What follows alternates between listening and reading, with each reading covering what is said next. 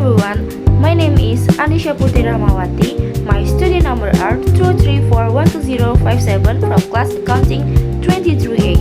Today, I would like to discuss an important topic in behavioral accounting, which is cognitive bias in accounting decisions. Accounting is often considered an objective and data-driven field. Financial reports, audits, and budgeting processes are expected to be based on accurate numbers and logical analysis. However, in reality, accounting decisions are made by humans, and humans are not always perfectly rational.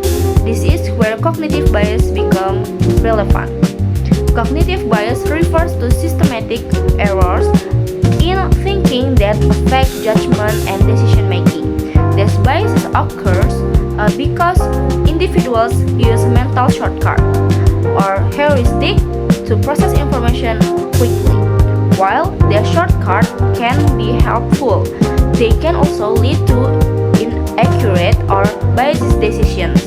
In the context of accounting, cognitive biases can influence how financial information is prepared, interpreted, and used for decision making. Let us now explore some common types of cognitive biases in accounting. The first is overconfidence bias. This occurs when individuals overestimate their knowledge, abilities, or the accuracy of their predictions. For example, a manager may be too confident in their financial forecast and ignore potential risks.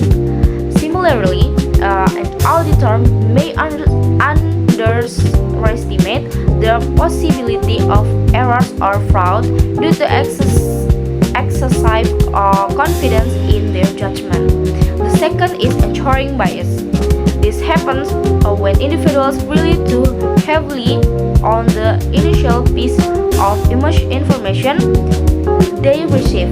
In accounting, this can occur during budgeting or valuation process. For example, if an initial budget estimate is set too high or too low, it can influence all subsequent adjustment even if new information suggests otherwise. The third is confirmation bias. This bias occurs when individuals seek information that support their existing beliefs and ignore information that contradict them.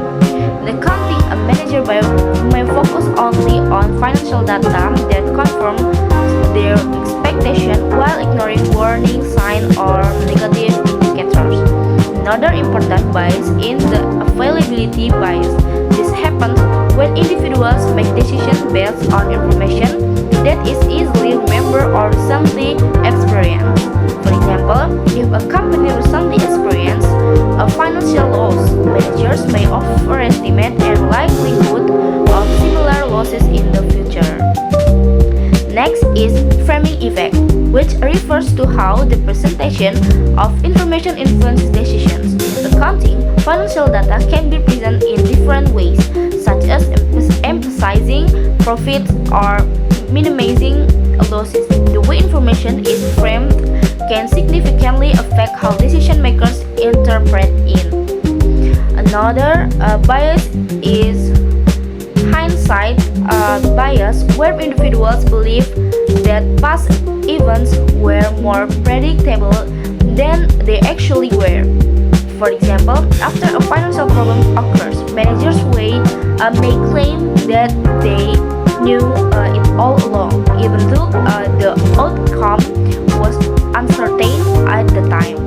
We also have self-serving bias, where individuals attribute positive outcomes to their own action and negative outcomes to external factors. In accounting, this may lead managers to make credit for financial success while blaming external conditions for failures.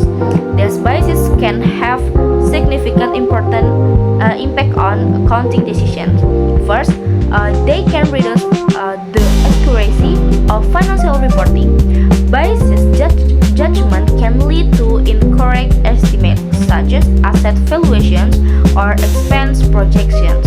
Second, they can affect budgeting and forecasting. Managers might product unrealistic budgets due to overconfidence or insuring bias. Third, they can influence auditing process. Auditors may overlook errors or rely too heavily on initial assessment due to bias. Fourth, cognitive biases can increase the risk of unethical behavior. For example, confirmation bias may lead individuals to justify questionable accounting practices. Because of these risks, it is important for organizations to manage by reduce a cognitive bias in accounting. There are several strategies that can be applied. First, organizations should encourage critical thinking and skepticism. Employees and auditors should question assumptions and consider alternative perspectives. Second, using data-driven and structured decision-making process can help reduce reliance on intuition. Third, implementing internal control and review system ensure that decisions are checked and verified by others. Fourth, organization can provide training on cognitive biases to increase awareness among employees. 5. Encourage team-based decision-making can reduce individual bias and different perspectives can balance each other. Additionally, the use of technology and data analysis can help minimize human bias by providing more objective analysis. In conclusion, cognitive bias is an important factor that affects accounting decisions. Even though accounting is based on numbers, human judgment plays a significant role in interpreting and applying those numbers.